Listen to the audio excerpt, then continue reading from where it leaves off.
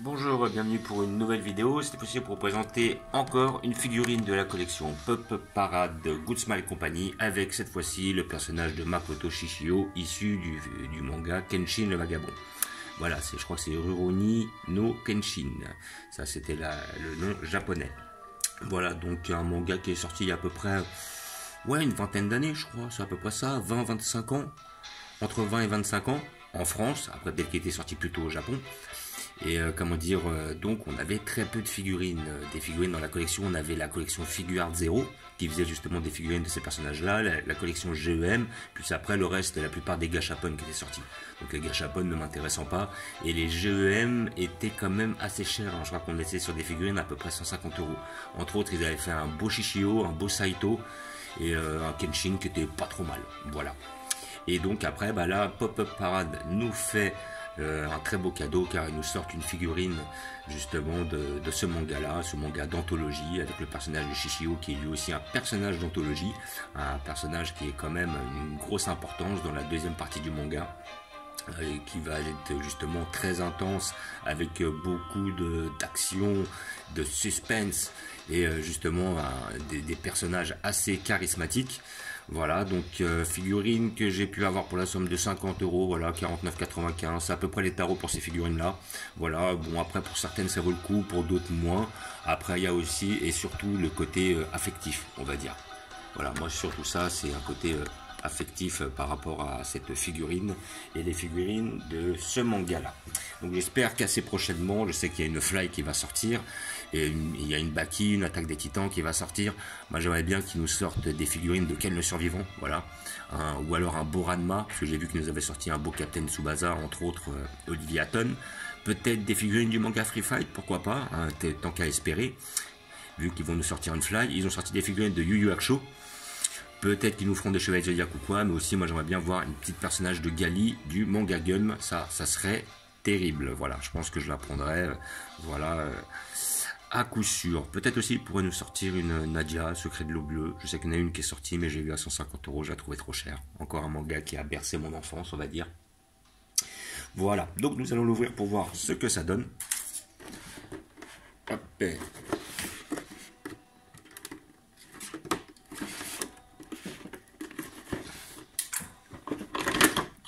Voilà.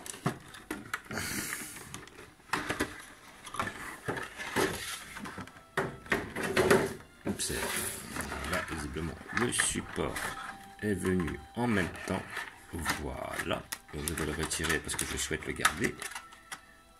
Tout à fait. J'ai gardé boîte intacte, au cas où un jour je veux m'en débarrasser ou la revendre. Voilà. Ma clave est pleine. Voilà.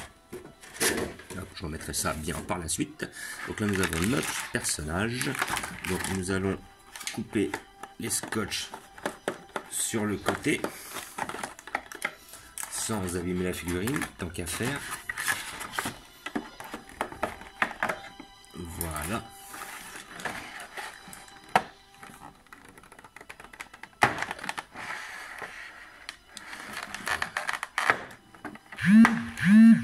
Voilà. Hop, nous avons notre personnage qui est en une pièce, contrairement au Kenshin qui lui était en deux pièces, avec son sable d'un côté et le personnage de l'autre. Toujours un socle, dégueulasse, bien résumé, voilà, socle pas terrible, voilà, vous n'allez pas faire mieux, pas faire pire plutôt. Voilà, et donc là nous avons notre personnage. Alors je vais dire la même critique que j'ai sur le personnage de Kenshin. Nous avons des pieds qui s'insèrent dans le socle, donc impossible d'avoir le personnage tout seul, quoi, c'est-à-dire sans le socle, hein. On ne peut pas se séparer de ce socle affreux. Alors après vraiment s'il faudrait se prendre la tête, il faudrait limer les trucs là, mais bon, peut-être plastique comme ça, ouais, peut-être que j'essaierai, on verra si ça marche. Mais bon, après c'est plus casse-tête qu'autre chose. Mais la figurine déjà me plaît plus, elle a plus de travail qui est effectué sur la figurine que le personnage de Kenshin le Vagabond. Donc voilà, ça s'insère assez facilement. Et là, nous avons notre personnage qui est franchement sublime. Je vais faire le comparatif avec la figurine de Figuart Zero. Et là, franchement, celle-là est magnifique. Sincèrement, avec les bandanas qui justement se déplacent comme ça, sa petite épée qui ressort, sa petite position dominante, voilà, son regard. Il y a quand même, elle est beaucoup plus finie que la figurine que j'ai achetée chez Figuart Zero. D'ailleurs, celle de chez Figuart Zero, je l'avais payée 50 balles, je me rappelle à l'époque, il y a peut-être 2-3 ans. À côté de ça, la Kenshin était beaucoup plus chère. Et la Kenshin n'était pas spécialement bien. Et voilà. Et comment dire, là par contre, là pour 50 euros, la figurine est quand même beaucoup plus détaillée. Voilà. Donc après, je peux remarquer certains défauts qui en fin de compte sont assez, comment dire, sont assez similaires à la figurine de Kenshin, c'est-à-dire que là on voit une belle ligne entre les deux bandes. Voilà, mais bon, il faut vraiment s'acharner, il faut vraiment regarder. On la voit, elle est juste là, ici, là. Donc une belle ligne. Après, ils ont du mal à incorporer, enfin, ouais, incorporer les bras sans que ça se voit, quoi. Mais bon, sinon la pose, elle est pas mal. Comment dire, la couleur est pas mal. Alors je me rappelle pas réellement quelle était la couleur dans l'OAV. Parce que visiblement, elle m'a l'air beaucoup plus bleutée que la figurine Figuart Zero qui tire sur un violet plus clair, quoi.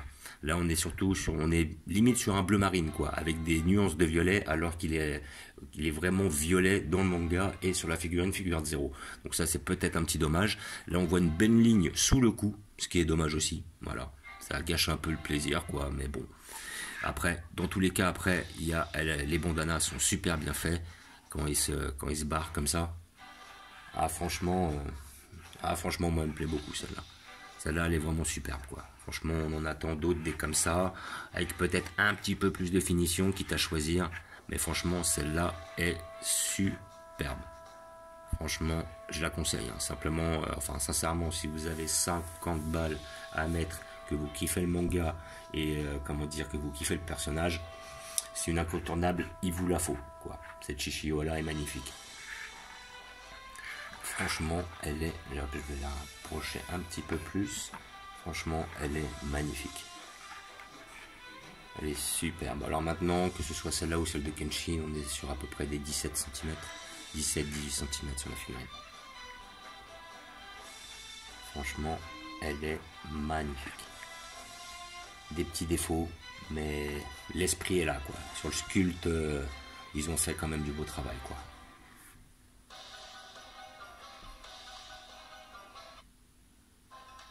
Donc, comme je disais, figurine à 50 euros que vous pouvez trouver dans les magasins spécialisés. Si vous allez sur le site, vous allez peut-être la trouver pour une quarantaine d'euros. Voilà, je pense.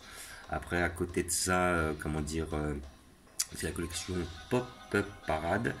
Donc, issue de Pop-Up Parade, Good Smile Company. Alors, Good Smile Company, Pop-Up Parade, je crois que c'est la boîte qui fait ça. Good Smile Company, est-ce que c'est la gamme de figurines? Voilà, et puis après, donc figurines à 50 euros. Je pense qu'il doit y avoir un site pour pouvoir les commander. Sinon, dans tout magasin spécialisé, ça peut se trouver. Je pense entre 40 et 50 euros. Méfiez-vous, si elles sont vraiment trop basses, ça peut être une contrefaçon. Vous pouvez, avec des contrefaçons, tomber sur des bonnes affaires et avoir des personnages qui sont très similaires. Mais moi, personnellement, là où je vais me tenter sur une contrefaçon, c'est pas sur une figurine entre 30 et 50 euros, quoi. C'est quand une figurine elle est à 150 voire 200 et que je sais que je peux l'avoir entre 20 et 50, même en fausse. À ce moment-là, je peux tenter. Même 50 pour une fausse, ça me fait un peu... voilà, s'il y a déjà pour 20-30 euros, rien ne m'empêche de tenter. Et puis, vous pouvez tomber sur quelque chose d'assez qualitatif. Voilà. Donc, je vais vous montrer aussi où je vais la placer. Parce qu'elle est magnifique. Franchement, elle est plus belle que celle que j'avais de Shishio, qui était déjà pas mal. Celle-là est bien. L'autre, j'aimais bien aussi parce qu'il avait son sabre sur l'épaule. Voilà, j'ai trouvé un peu plus dynamique, il avait un petit peu plus son regard de psychopathe. Là, on a plus un regard dominant avec une forme de contrôle. Les bandanas donnent un effet justement de... Les bandanas, ces bandelettes là, donnent un effet dynamique. Mais comment dire... voilà. Je pense qu'elle passe en numéro 1 celle-là. Voilà. Hop, je vais vous montrer où je vais la placer.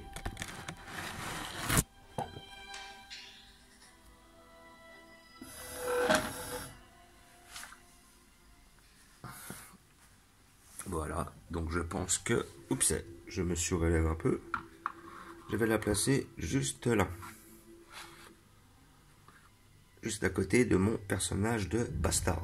Alors là, je commence à avoir plus trop de place sur cette étagère. Là, donc vous voyez, j'avais mon dernier Shishio de la collection Figure 0, qui était pas mal, mais on peut dire que sur les bandeaux, voilà, ça manquait de relief, ça manquait de quelque chose, ça manquait de finition, quoi. Sinon, bah, le fait qu'il ait la main levée avec ses fameux gants explosifs, plus son épée dans le dos, ça c'était vraiment super. On voyait vraiment les dents sur le sabre et tout, ça c'était vraiment bien fait. Après, à côté de ça, celle-là est quand même plus finie, quoi. Elle est plus belle, elle est plus finie, elle est plus travaillée. Franchement, elle est pas mal. Voilà, chacun a sa qualité. Après, à côté de ça, c'est vrai qu'on a une cape un peu plus bleutée, contrairement à celle-là où on tire vraiment sur un violet très propre, des couleurs de l'OAV. Voilà. Donc, comme d'habitude, je vous remercie d'avoir regardé. Je vous dis à bientôt. N'hésitez pas à vous abonner ou à mettre des pouces. Et je vous dis ciao.